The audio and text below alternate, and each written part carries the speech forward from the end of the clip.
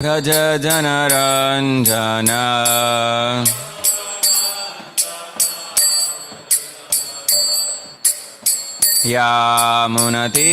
Yamunatira Bhanachari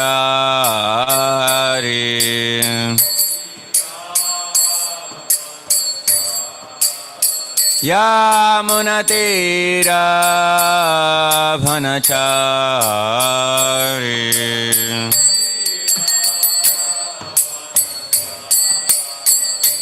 Jaya Radha Madhava Kunja Bihari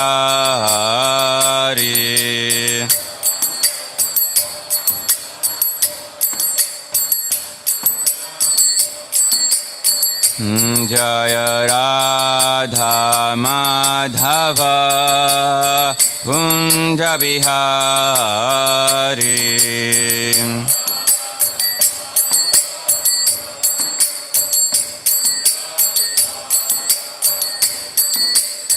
Gopi Jana Vallabha Girivaradhari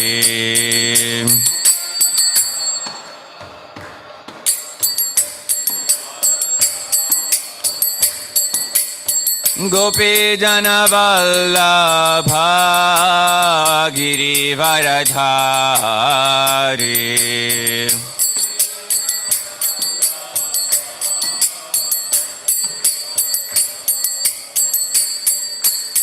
Yashodanandana Braja Janaranjana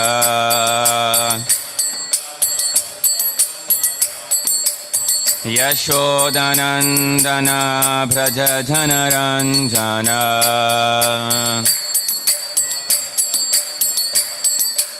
Yamunatira Vanachari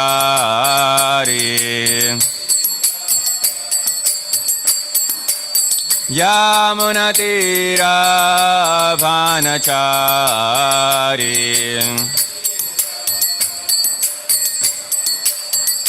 Jaya Radha Madhava Kunja Bihari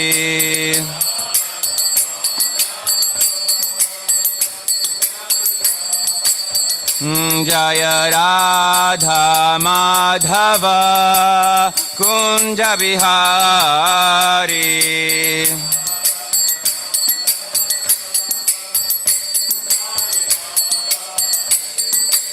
Gopi Jana Vallabha Girivaradhari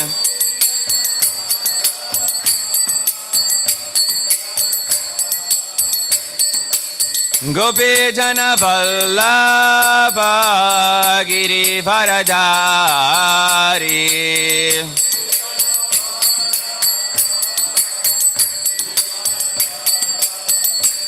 Gopi Jana Vallabha Girivaradhari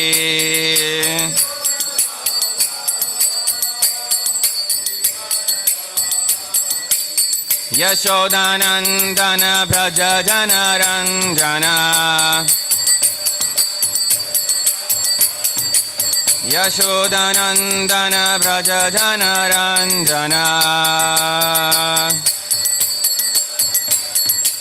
Yamunatira Vanachari Yamunatira Vanachari Jaya Radha Madhava Kunja Bihari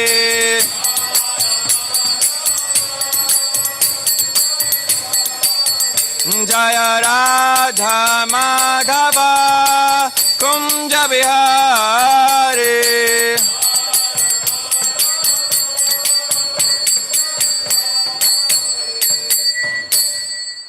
Jai Om Vishnu Para Paramahamsa Parivrajacharya Ashtothara Shatashishiman His Divine Grace.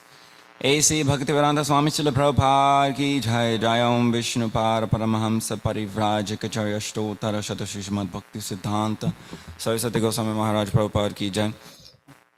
अनंत कोटि वैष्णव की जय। नमचार शिल हरिदास ठाकुर की जय। प्रेम से कहो श्री कृष्ण चैतन्य प्रभु नित्यानंद श्री अद्वैत गदाधर शिवासारि गौर भक्त वृंद की जय। श्री श्री राधा कृष्ण कपि गोविंद श्याम कुंवर कुंद की गोविंद की जय। श्री वृंदावन की जय। नवद्वीताम की जय। गंगमाय यमुना माय की जय। तुलसी देवी की जय। भक्ति देवी की जय। समवेत भक्त वृंद की जय। हिताय गौर प्रेमानंदे हरि हरि बोल। All glories to assembled devotees, all glories to assembled devotees, all glories to assembled devotees, all glories to Shri Guru, Shri Guranga, all glories to Shri Prabhupada.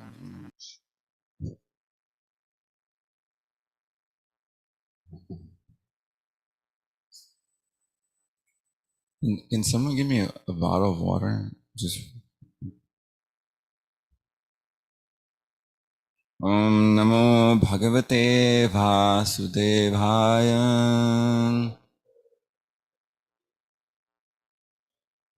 Om Namo Bhagavate Vasudevaya. Om Namo Bhagavate Vasudevaya.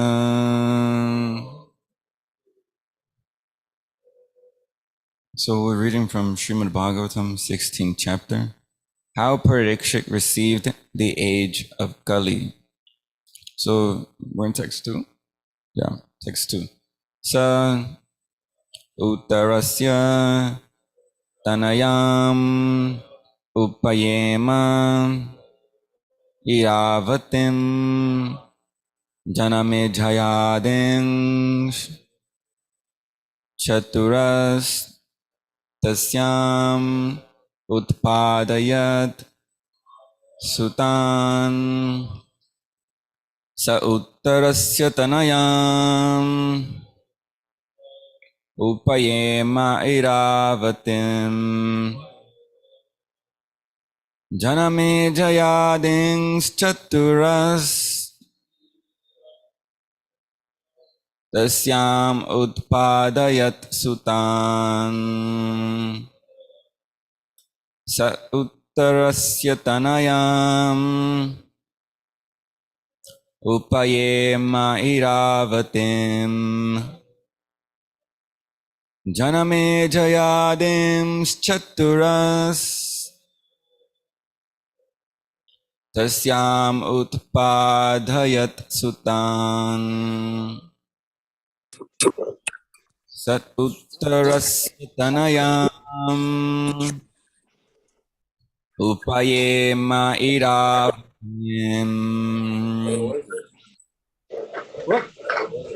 Adins Chaturas Tasyam Utpadayat Sutan It's a sweet.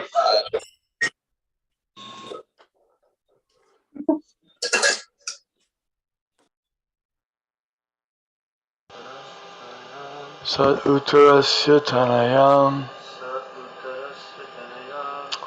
Upayemaru Bhatim Upayema Iravatim Janamejaya Dim Shataras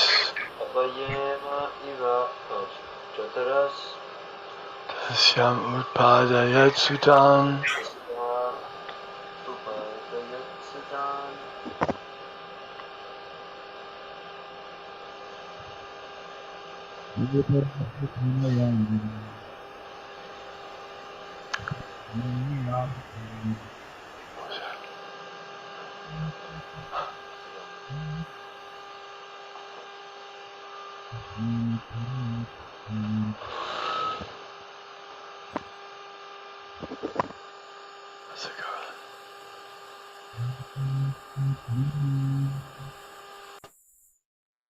Upayema Iravatim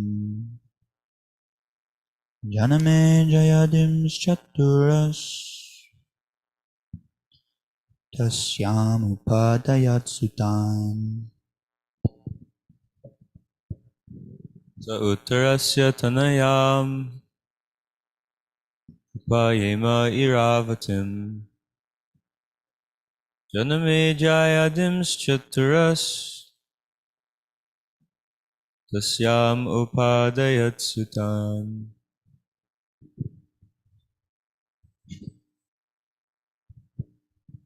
Sautarasya tanayam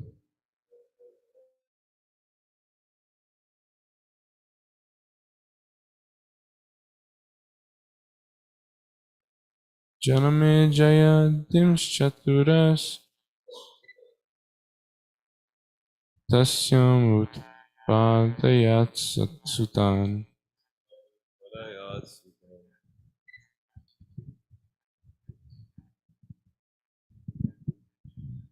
Sautarasya tanayam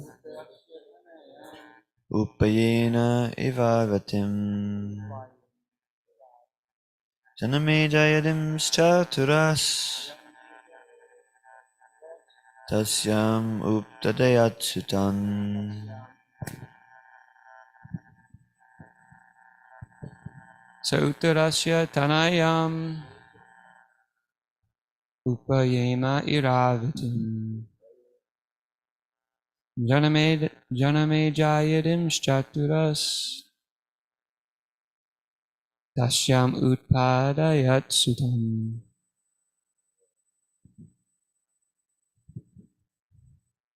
Sutarasya tanayam upayema iravatim janame jayadim chaturas tasyam utpadayat sitam.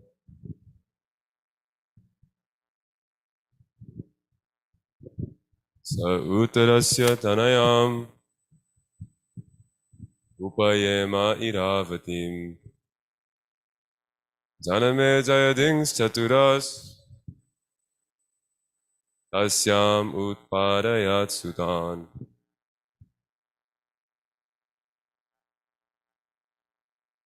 Good. Is anyone online?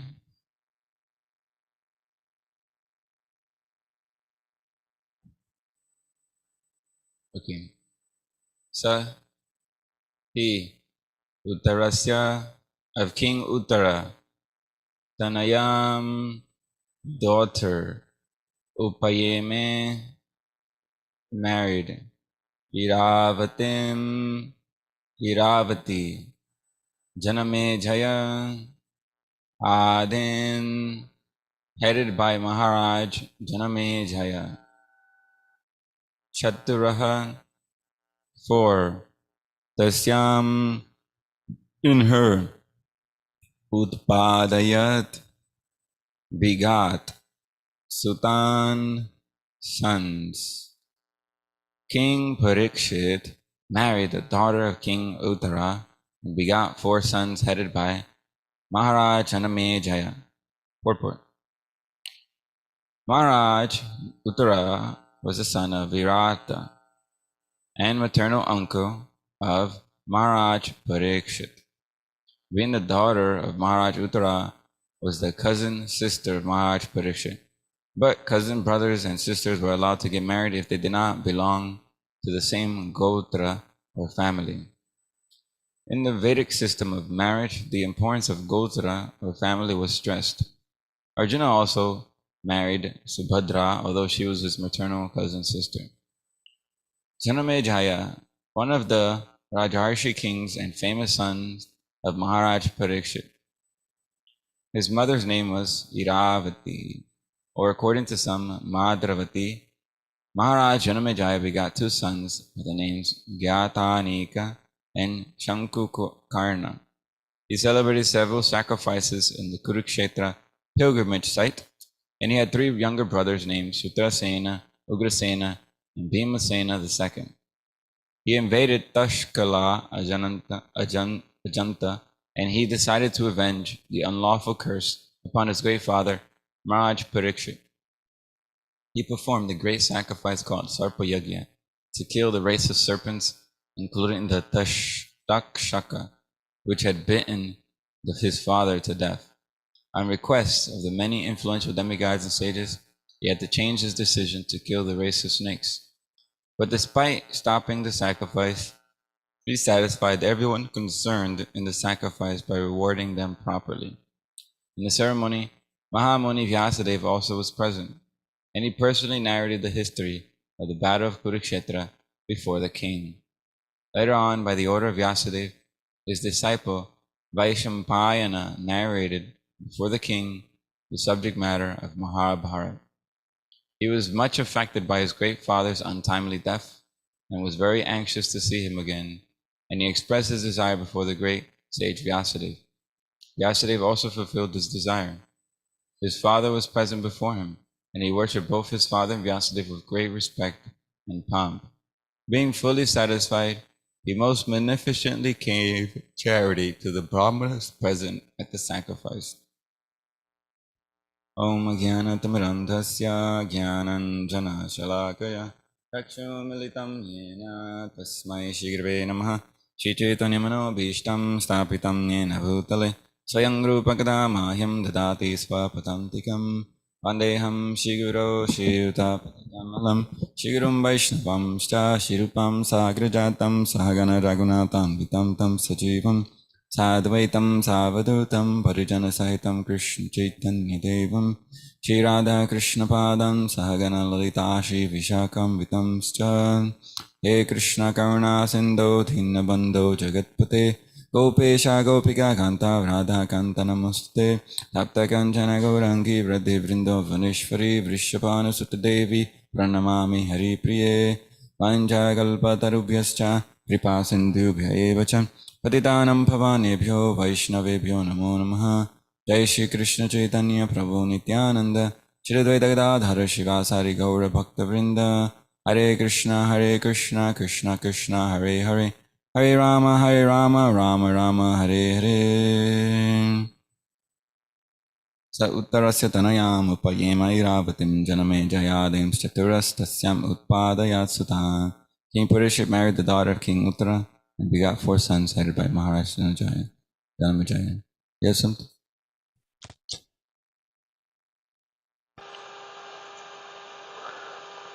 So I'd like to make a comment about this marriage arrangements. King Virata was the king of Virata, and that's where the Pandavas took shelter during their final year, the year of incognito. They had to not be detected the last year, so they had to disguise themselves. This is the last year of their being banished to the forest for 12 years, and then the 13th year they had to be incognito, so they went there. And Arjuna, his disguise was so ingenious that it could never have been discovered. He actually became a eunuch, and that was his disguise, but it really happened. So he was not discovered. So after the time was over, and the Pandavas revealed who they were, and Draupadi revealed who she was, then the Battle of Kurukshetra was inevitable. And King Virata was so pleased to have Arjuna fight for him, because it was Arjuna who defeated the Kurus when they tried to attack Virata's kingdom, steal his cows. It was Arjuna that saved the day, although he was dressed at that time like a eunuch. So Maharaj Virata, the king, said, I want you to marry my daughter. I want to give my daughter in charity to you. And Arjuna refused because he was her dancing instructor the daughter, and he said, it's not proper for me to marry her. I'm like her father. But she can marry my son, Abhimanyu. So Uttara, that was her name, married Abhimanyu. And this Maharaj Uttara, the short A at the end, is the son of the same Virata. And it was Abhimanyu and Uttara as his wife, who begot Maharaj Parikshit. So Maharaj Parikshit then is the uncle of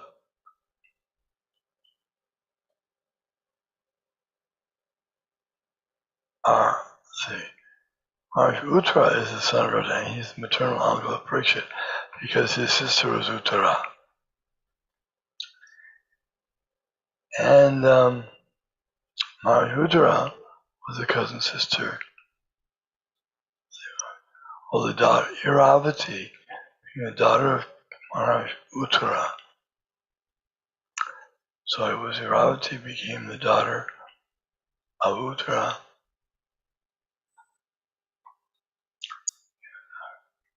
Being the daughter of, was a cousin sister of Maharaj Parikshit. So when it says that these types of marriages between cousin brothers and sisters were allowed, as long as the gotra is different. So the gotra means family, and that is determined by the father's line. For example, in the case of Arjuna, although Arjuna was married to the brother of his aunt, so that would be Vasudeva. Vasudeva and Kunti were brother and sister, or sister, cousin, brother. So in the Vedic culture, cousin brothers and cousin sisters were practically on the same level. They were seen that way. It's also that way in some lineages of the Western culture. So, but because Arjuna had a different father, namely Pandu, than Subhadra, who was namely Vasudeva, they were able to be married. That's why Arjuna married Subhadra.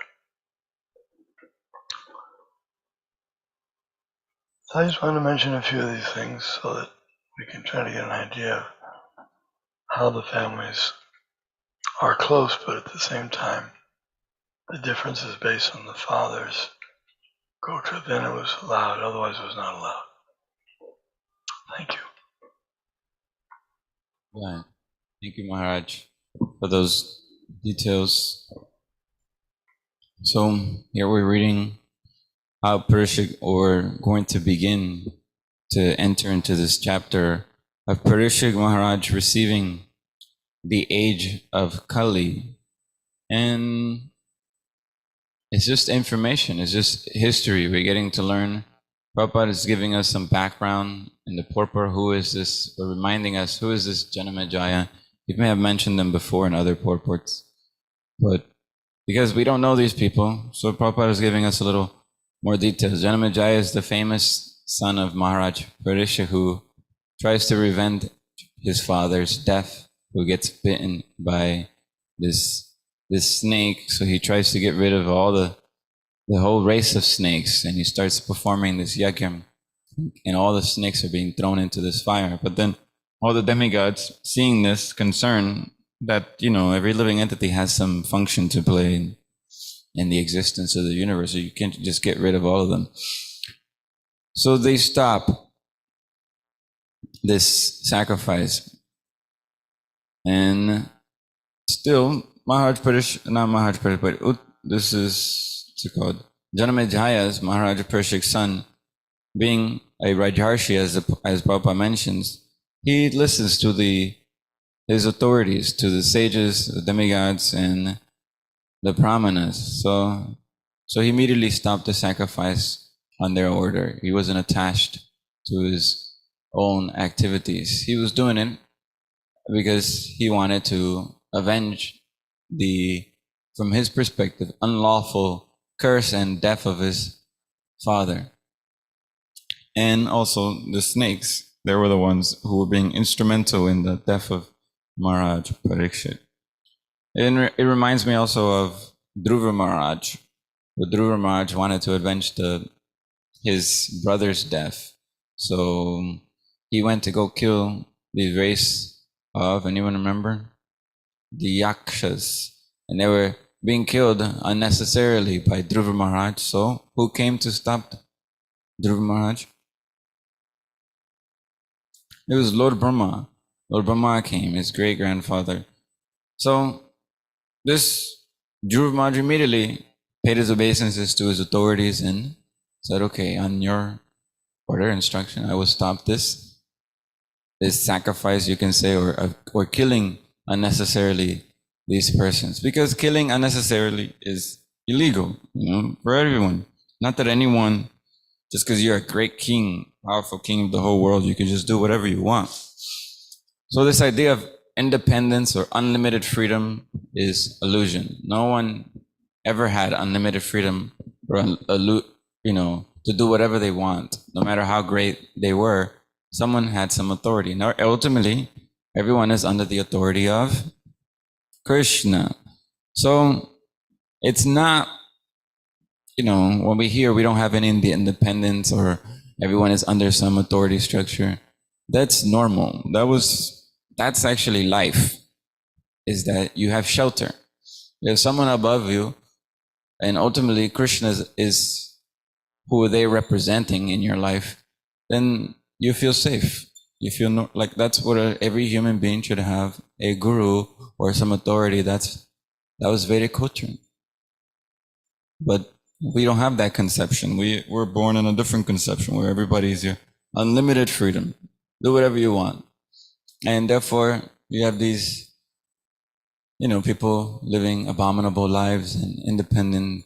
In the name of being independent, they really commit so many sinful activities by which they hurt themselves because they think that they're independent. But it's only an illusion, because even we accept some authority here by the fact that we live in this country. We accept the laws of America, or wherever we go, there is some kind of authority structure. So we only have to choose which authority we take. And sometimes we may superficially follow some authority, but we don't really feel like they're a proper authority. We have no choice. Just like we don't like this government. We prefer a devotee government running in the country based on God-conscious principles. But we accept, because that's the social structure in America, and to try to overthrow the social structure would be completely impractical right now. So there's a way to do it. We can change the heart of the masses of society, and people can eventually become God-conscious and demand a God-conscious ruler who's not running the country based on hedonism only, who actually accept the authority of the brahmanas and demigods. They will recognize that there is some higher purpose to the universe, and there are some higher living entities by which everything is ordained and structured, so that we can actually ultimately all get the benefit of performing sacrifice. And the king will ensure and provide facilities for the Yuga Dharma to go on. Just like Prabhupada in the Science of Self-Realization was telling, the police and the government, they should actually be supporting our movement. They should give facilities for us to perform this Harinam Sankirtan. Instead of, when Prabhupada's movement was being spread in different places, they were being prevented from chanting Hare Krishna. Of course, in America, we're somewhat fortunate to some degree. There are some places here where, they don't allow you to perform Sankirtan or Yagya. It's considered a disturbance for some reason. Although they allow a whole bunch of other nonsense to go on, but the moment you chant Hare Krishna and it seems like you're doing something religious, it's like, oh no, this we cannot allow this. Say, we don't want, we are non-sectarian, or what's the word that they use? yeah, we're a secular state or we're a secular government. Our schools are secular. No. You can talk about, what's it called? Sex ed, but you cannot have class on religion, Some schools are like this. So it's like crazy in some places that you cannot talk about God. And this is misfortune of today's society. So this is all I had to say about this purport. I'd like to read a few things in regards to Maharaj Parishik. We read this 4 chapters ago, Birth of the Emperor Parishik. This will be good as a reminder of the qualities that we'll see in practical action that Maharaj Parishik will actually exhibit based on what the great sages and learned brahmanas predicted his qualities would be. So it's a good idea to kind of refresh our minds because it was a long time ago that we read these qualities. So it's on, if anyone wants to follow, it's chapter 12 of the first canto, verse 19. It starts there. I'll just read it. The learned brahmanas said, O son of Pritha, this child shall be exactly like King Ishvaku, the son of Manu, maintaining all those who are born. And as for following the Brahminical principles, especially in being true to his promise, he shall be exactly like Rama, the personality of Godhead, the son of Maharaj Darsharat. This child, this is next text, this child will be a munificent donor of charity and protector of the surrendered, like the famous King Shibai of the Ishinara country. And he will expand the name and fame of his family like Bharat, the son of Maharaj Dushanta. Text 21. Among the great bowmen, this child will be as good as Arjuna.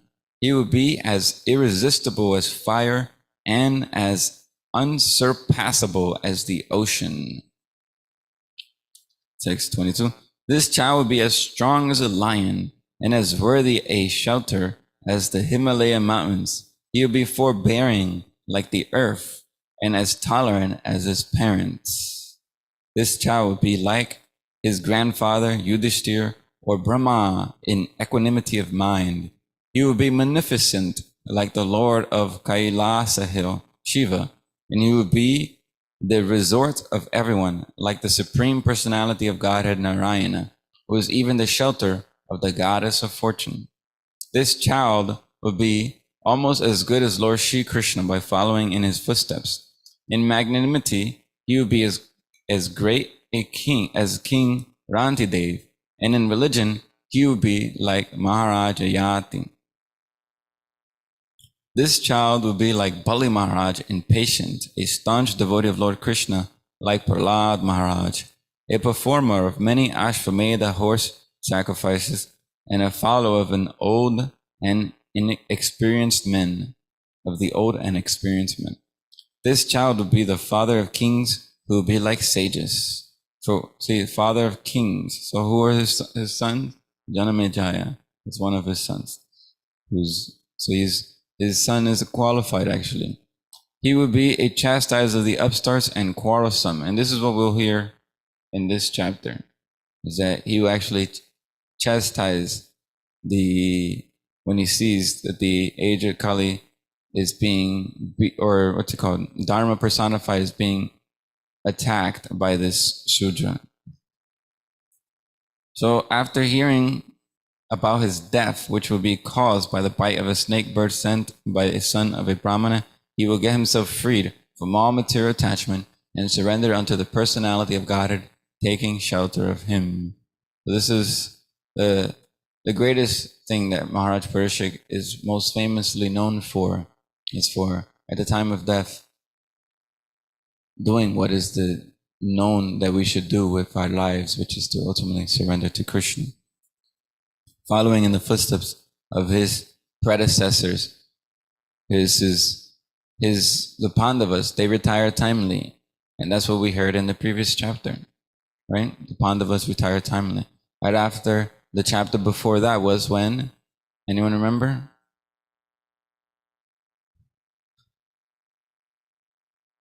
Yeah, the disappearance of Lord Krishna. So the Krishna disappeared and the Pandavas retired timely. And now we're hearing about, again, coming back to full circle to Maharaj Parishik, who's predicted to have these different qualities. And after hearing about proper self-knowledge from the son of Vyasadeva, who will be a great philosopher, he will renounce all material attachments and achieve a life of fearlessness. And I'll just read this last verse. Thus, those who were expert in astrological knowledge and in performance of the birth ceremony instructed King Yudhisthira about the future history of his child. Then, being sumptuously remunerated, they will all return to their respective homes. So this is nice. Vedic culture is very nice in the sense that it's a culture most favorable, and within it, there's so many ways by which people are reminded of the ultimate goal of life, Krishna. And it's a culture of respect of the brahmanas, we see, and dependence on the brahmanas in different ways. In this purport today, we saw the Janamajaya also reciprocated with the brahmanas when they perform, or they actually, what's it called? This is what Prabhupada says here. He satisfied everyone concerned in the sacrifice by rewarding them properly. So he performed the sacrifice, but still, even though he stopped the sacrifice, he didn't complete the sacrifice. Still, the brahmanas, they got their remuneration for doing their duty. And kings, they took care of the brahmanas in this way because they're always actual kings or rajarshis who always perform sacrifice or facilitated sacrifice. So in that sense, they are a performer of sacrifice. But the brahmanas are the ones who chant the mantras and do the yajna, etc. But the king is the one who's supposed to provide the facility and all the resources like this. So it'd be nice, we can see that our Krishna conscious movement is making progress when the government is providing all facility for the Sankirtan movement, when they're giving all the resources needed in order to all the books to go out, the holy names to go out, prasadam distribution to go out, for the festivals to go out. And we should see, and we see in actually in many states in America, the governments actually have become very favorable towards the Hare Krishna movement. We perform Rath Yatra in so many states where a big procession and they block the streets. The police actually, are favorable and they protect, the actual procession and going down on the streets so that we can perform this festival of chariots. In New York, they have 3 huge carts, huge, at least 50 to 100 feet high carts. And we're bringing this procession with thousands of people on the streets. I mean, there's no other festival like this, that goes on throughout the year. And so many people chanting the holy names of Krishna and pulling these huge carts. And then there's thousands of plates of prasadam being distributed. So the government approves of this every year. And then, sometimes the mayor himself may come out and support this procession because they see that it's actually very favorable. They see the effect that it has on the public. People are actually become pacified and they like this festival. People come together from all walks of life and enjoy prasadam. So, me and Prabhu here, who's coming visiting, he's interested in actually helping us one day start a Rath Yatra here in Kansas City. So that would be a great thing if we can do it here. So I'm also very much interested because Rath Yatra is one of my favorite festivals. It's just ecstatic. Every aspect of it is just your mind. I don't know how to explain it, but it's the best. You're just seeing people coming. They're just shocked of this wave of ocean of mercy and people just dancing and seeing the Lord. They're all getting darshan. Lord Jagannath is giving his blessing, looking for an excuse to just bless everyone. Everyone who just even appreciates or touches the carts or just gets mercy. Jagannath doesn't look, he's just looking for good things. He's not looking for any faults. He's just looking for some reason to bless the fallen conditioned souls. So people get shaken out of their ignorance. So I just found that amazing ever since I saw the Rath Yatra procession, how much impact they would have on people. Whatever they were doing, they would just immediately stop and look and you saw that they were immediately transported to a different state of consciousness because they had to stop whatever they were doing to receive the Lord in some way.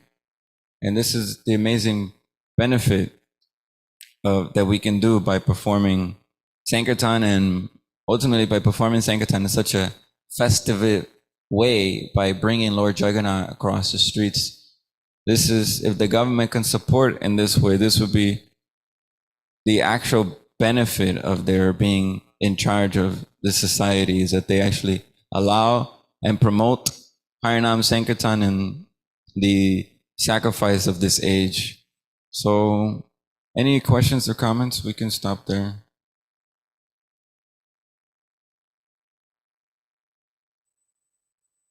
Okay, we are overboard.